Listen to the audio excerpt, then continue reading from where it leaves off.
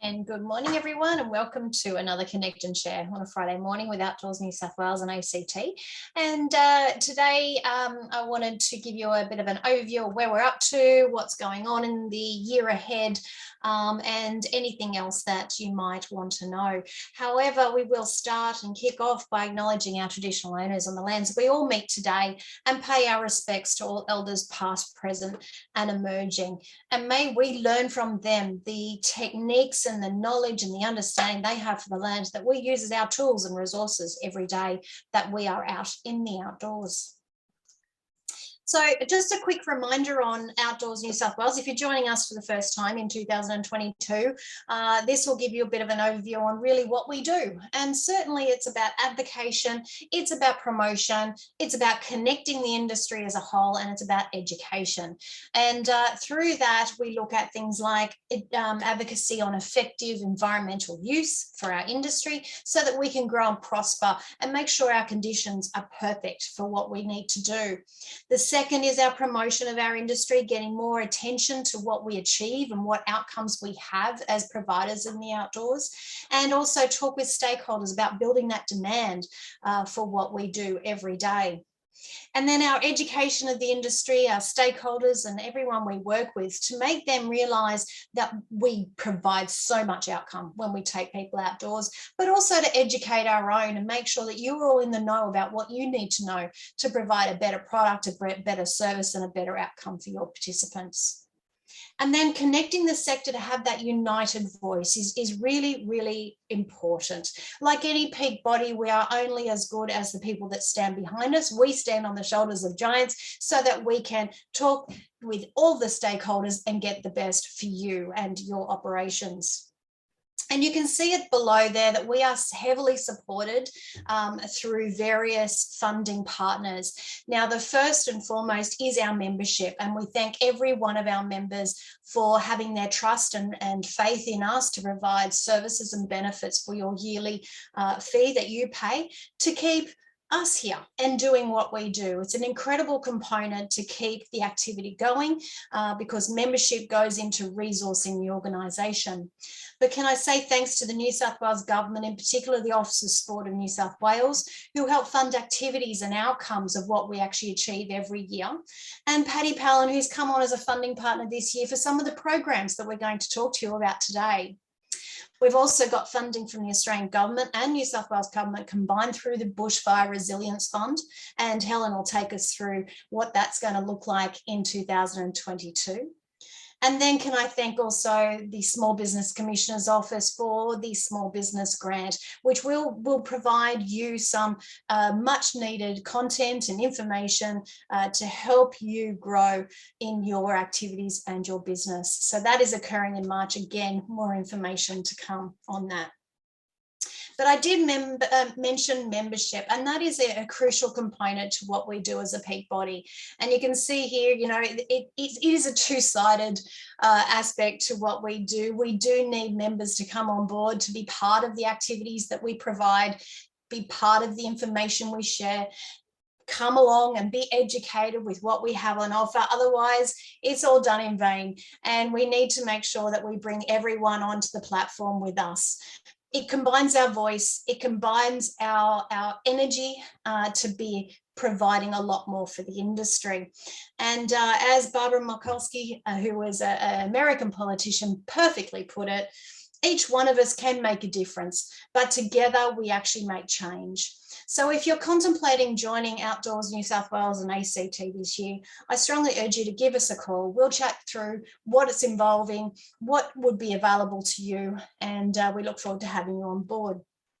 And again, thanks to all of our current members who have stood behind us through the last 2 years particularly. A big congratulations to one of our members, Advantageous, and also Charlene Boardley, who is the brains behind Advantageous and also running the Cycling Without Age chapter in Parramatta. She won the Highly Commended Award at the Australia Day ceremony at the City of Parramatta. So a big congratulations, Charlene. It's really the effort and expertise you have put towards this is outstanding, and you are to be congratulated. So I'm glad that they recognised your efforts with that program. And can I do a call out to Excursion?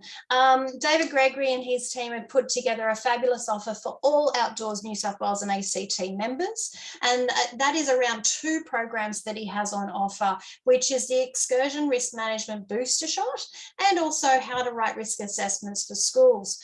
Both of these have incredible value, and he's actually offering it for free to all Outdoors New South Wales and ACT members until the end of March. So you've got to complete it by the end of March.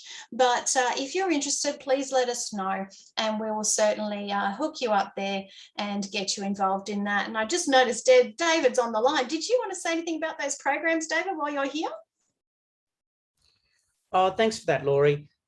Basically, they're just built from 20 years of experience of running programs and just trying to share those experiences of how we manage risk and how we built that over a number of years with a few workable examples, and hopefully they're a little bit fun and engaging as well. So no, thanks very much, and happy to share it with the industry. Great. No, thank you so much. And it's incredibly important as we come out of 2 years of up and down that we have our risk management strategies on track, because we are probably at our most vulnerable as we get back to our work. And then we also have another course that's being offered, not free, unfortunately, but certainly value for money. And that is from the Australian Institute of Disaster Resilience. The February intake has now been fully at capacity. It's totally fully booked, but there is 2 more dates there in March and in May. So if you are looking at how to work with the weather and understanding a little bit more about it from a meteorologist perspective and adapting that to your risk management, I have had some members do this course and have raved about it. So if you're interested in that, I certainly urge you to get onto the Australian Institute of Disaster Resilience website and book your position. Now, we've got a lot of projects this year, but one in particular that we've been really trying to get off the ground, and this little thing called COVID keeps putting it back. But this year it certainly will be starting. And Helen Cooper, as you know, is our project manager for this program. It used to be called Youth Resilience Project. That was its working title for the funding. We're now calling it Active Outdoor Kids. So Helen, do you want to give us a bit of an overview of where we're up to and how we're going to get started? Sure, thanks, Lori. And firstly, I'd like to acknowledge the traditional owners of the land that I'm on, the Bidjigal and Gadigal people, and pay my respects to their leaders past, present and emerging. And also just acknowledge the recovery that the industry needs to go through at the moment. 2 years and more of continuous hits. So I know that this year is going to be a really great year to rebuild the industry and to recover from all that the industry's been through. But the Active Outdoor Kids program is a state and federal government initiative administered by Resilience New South Wales, and it's part of the Bushfire Recovery and Relief Fund. And we've received some funding to administer a program in 12 regional areas of New South Wales. So in two of the kind of broader regions within New South Wales, the northern region and the Greater Sydney Blue Mountains region, we'll have 6 projects running in each of those locations between now and middle of next year, middle of 2023. So for this first 6 months, we're doing 2 pilot programs, and it's taken a lot of kind of fine tuning and understanding of the program and getting local business owners and schools and all that across what the program entails before we can even kind of get anything out there to them. So through consultation, we selected 2 regions. One was the Lithgow local government area, and the other was the Port Macquarie local government area, to do the pilot programs in those locations. So I'll sort of go to the Portland, the Lithgow local government area first. And through consultation with the PCYC and council and everything, they recognised the greatest area of need in that local government area was a location called Portland, which is probably 20 k's outside of Lithgow. And it's got a large proportion of the school population from vulnerable and at-risk communities. So we're working. I've been in close contact with a couple of staff members from Portland Central School, which is a K-12 kind of central local public school in that region. And there's two real champions of outdoor recreation from that school. And they've kind of really got behind the program and got the principal on side as well. And through that, we've been able to administer a survey in the school, get the students' input of what they want to do. And now we've got a local business in Portland also working with the school and the students to start that program in week 3 of this term. So in a couple of short weeks, this program will actually have feet on the ground. So we're really excited about that. But if I can just briefly share my screen with you, just to run through the survey and what we kind of gathered from the students to get to the point of what we wanted to achieve. So there we go. Where am I? Lots of different things open as usual. I'll try not to get too caught up in that. Where am I? Sorry, I think I might just, skip the sharing of my screen right now. I've got too many things open, but just, I guess, tell you about the survey. And we just got a bunch of questions together, which about what motivates the students and what are the barriers to participation for the students. That's kind of the main thrust of what we're asking. So from that, we gathered that the main motivator for the students is fun and enjoyment, like far and above any other criteria. Fun and enjoyment was right up there. Learning a new skill was not as important to the students, and the lowest criteria was competition or to win. So what they're really looking for is a collaborative kind of process where they're having fun and enjoying themselves with other kids outside.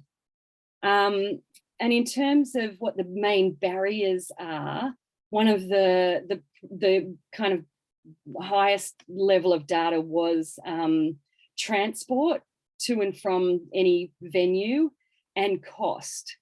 So with this program, we've kind of particularly with these 2 pilots, those 2 criteria are off the table because the program cost is covered through this grant. And particularly for this Portland program, our program partner, who's a local fitness provider called Ant Fitness, he's got this venue like a block from the school, which is outdoors, where he's going to run the after school activities for 8 weeks, for 8 weeks, every Monday afternoon for 90 minutes for the students, to get them outdoors and to learn some.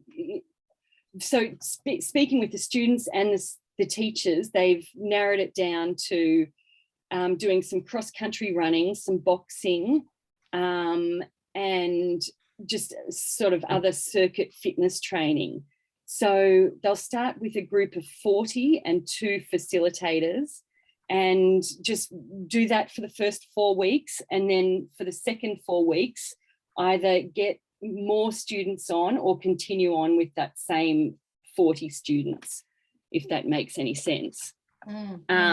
But our commitment is getting 80 students to participate in 4 weeks of after school activities.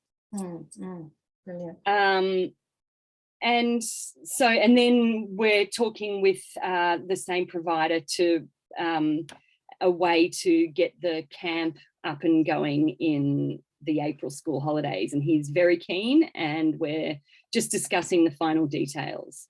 Yeah, great. That's a great thing to a course, is to bring them all together and celebrate what they've achieved over that 8-week period. Yeah, that's right, and put some of those skills into practice in a longer program over the 4 days of the camp. The other location around Port Macquarie has been a little more difficult to get that off the ground, and we have found a local provider, but we did encounter a bit of an issue around vaccination. So it did highlight for us one of the kind of flaws in the program already, and we've rectified that by putting some more information in terms of the criteria of the program partners. And it's also, I guess, spurred us on to look more closely at insurance and a way to protect us from any risks that might happen. And I guess that's for any third-party providers out there, that's definitely one of the things that we need to keep in mind, is that risk, that deferred risk and responsibility that we have, even if we're not directly involved in the delivery of the activities. So yeah, everything's looking great, and like everyone, and like all the things that are going on at the moment, it's very much subject to the fluctuations of COVID, etc. I won't get into it. I think everyone on the call knows exactly what you're talking about. That's right. But yeah, plenty to look forward to. And in the other 10 locations, we'll be looking for program partners and school partners a bit further on in this term. So keep your eye out for that. But thanks very much. No, thanks, Helen. And just a quick reminder for everyone that the content is on the website. So we've got the Youth Resilience Project is up on Outdoors New South Wales ACT.org. So if you want to throw the link in there so people can have a look, that'd be great. Certainly will. Thank you. Okay, we'll keep going. So lots more information to share with you today. The Connect and Shares, which we're on right now, is obviously happening every Friday at 10 a.m. So we're certainly back and raring for that. If you are needing any particular topic of interest that you would love to hear, let us know, and we will certainly schedule that into the Connect and Share program that we will be putting up onto our website. But a reminder that all of the past episodes, and that is 79 past episodes of Connect and Shares, are available on our YouTube channel, and you can look back on any of those. Reminding you that if you are connected with our newsletter, you would have got a beautiful list in December of all of those from last year, with links exactly to where you can locate them. So if you're looking for something in particular, say it's insurance or risk management or anything like that, you can find that in that newsletter, click on it, and it will take you straight to the recording. So lots more on offer this year in our Connect and Shares. And don't forget, we have our happy hour, which is a lot more relaxed, a lot more open to conversations that go from way to there and around again on all things to do with the outdoors. It's quite relaxed, a bit of fun. And if you want to just engage with like-minded people, come along to our happy hours at 4 o'clock every Friday. Now, here we go with our launch of our brand new mentoring project, and so pleased and very thankful to Small Business Month for helping us get this off the ground finally. We've been looking at doing a mentoring program for a while, but I'm pleased to say that we can now get it up and going. So it will start on the 1st of March, but applications open today. So if you are interested in being a mentor, or a mentoree. And can I urge you all to talk to the people that are either entering the industry for the first time or wanting a career in the industry that maybe have been there for a little while but not sure how to progress, to encourage them to be part of the program and be a mentoree. I know from experience myself that mentor programs produce amazing outcomes, not necessarily just for the mentoree, but for the mentor as well. And we have an opening for 30 mentors and 30 mentorees. So you can certainly register by scanning that QR code or jump into the link that will be on the newsletter going out to the industry today. And that will certainly get you involved in the mentoring program.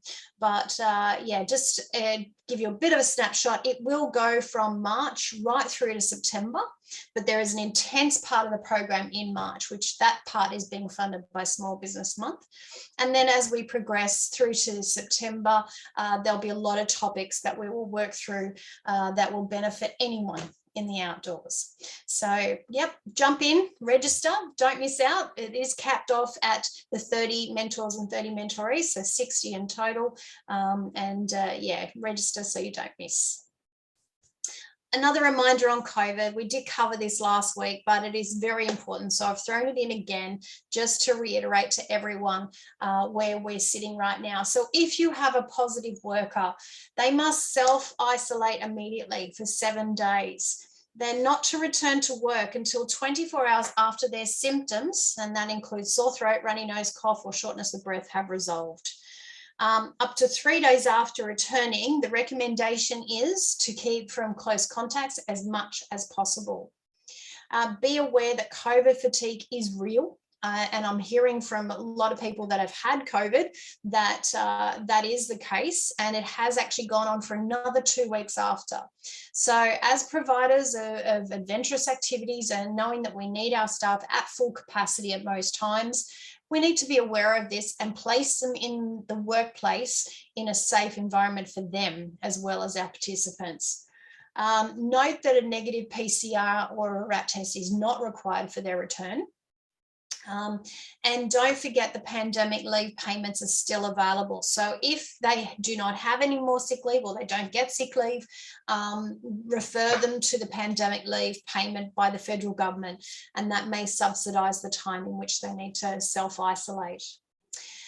And as by law, Safe Work require you to notify if you believe that COVID case was contracted at their workplace, and require hospitalisation, or in the event of death, which obviously none of us want, it must be reported to Safe Work.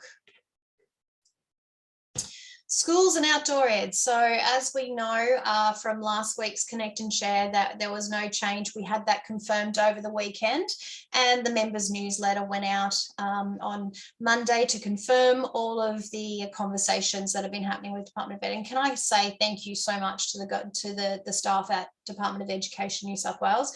They have been incredibly helpful, engaging with us through this process, and also talking through some of the plans that they are giving the schools to help navigate their risk management, but also where they have concerns, they've been consulting with us as well. And I'll go through some of that discussion in a minute.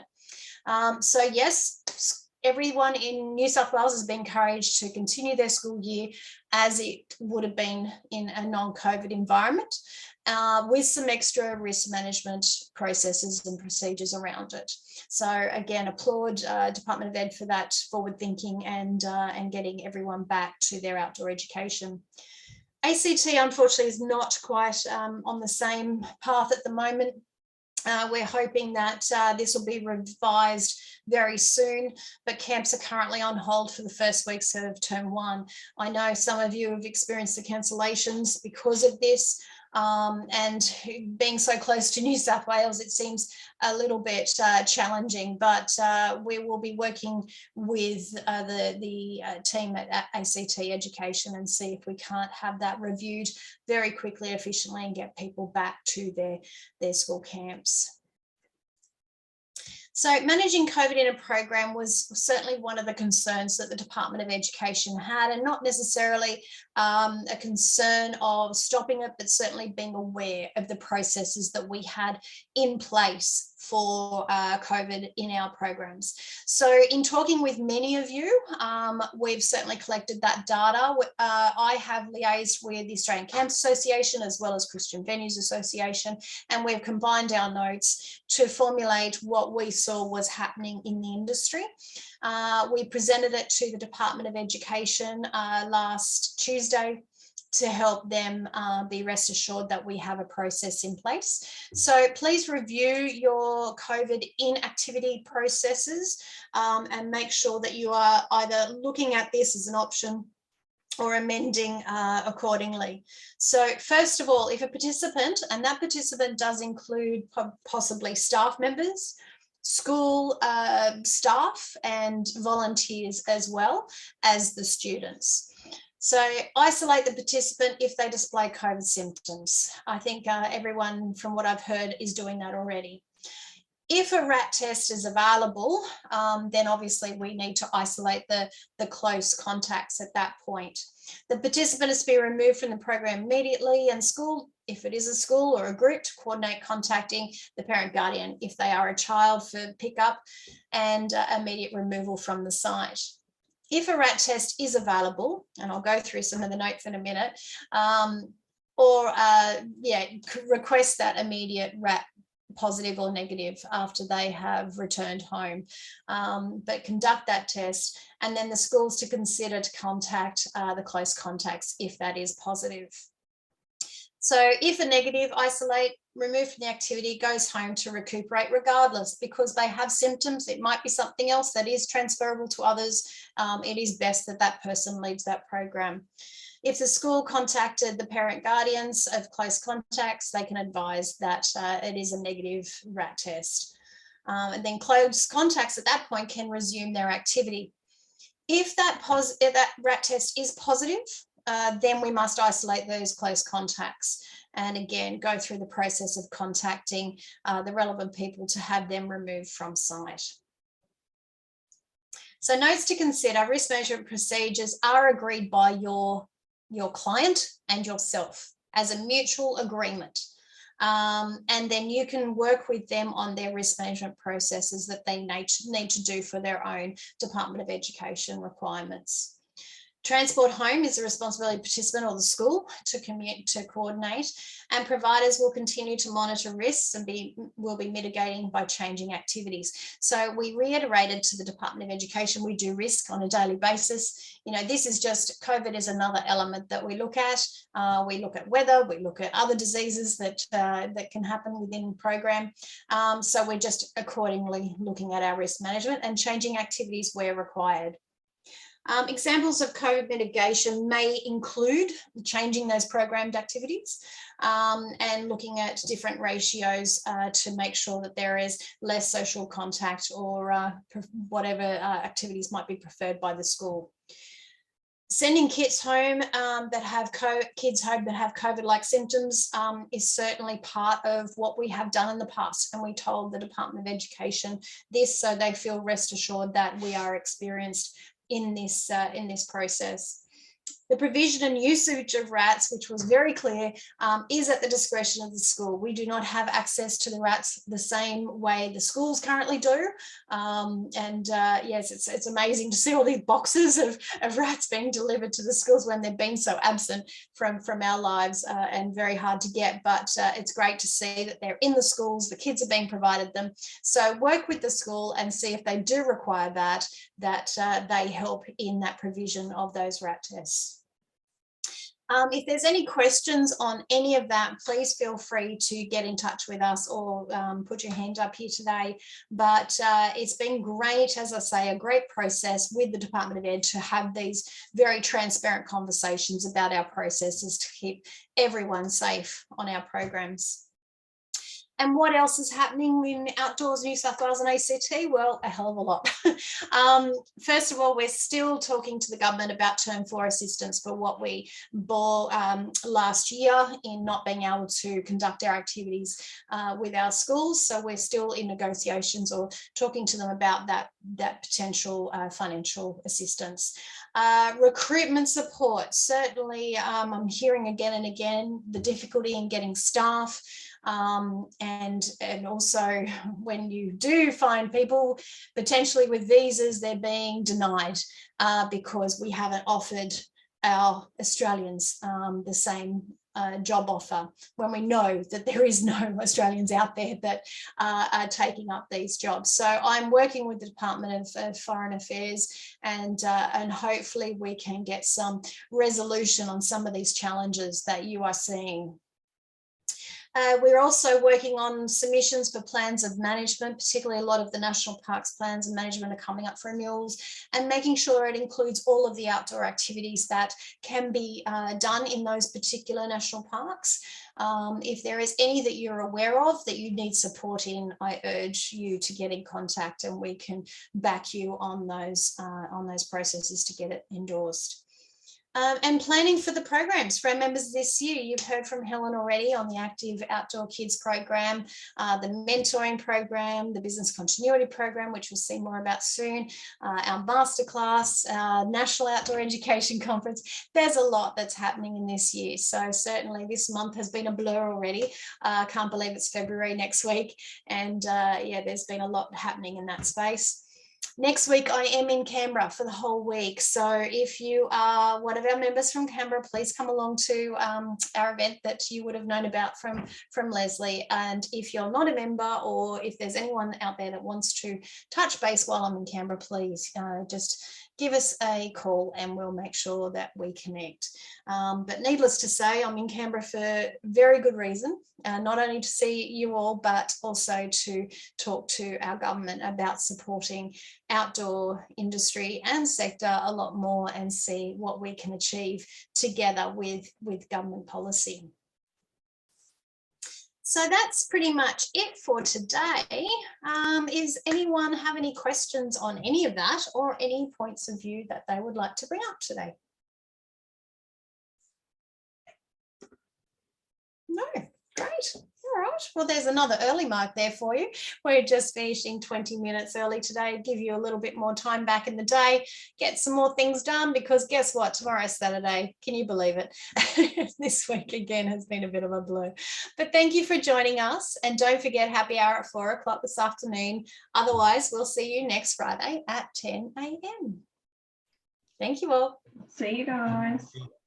Bye. Thanks. See you later. See you. Thanks, Dave. See you guys later. Bye. Thanks, Phil. Thanks, Brad. How you going?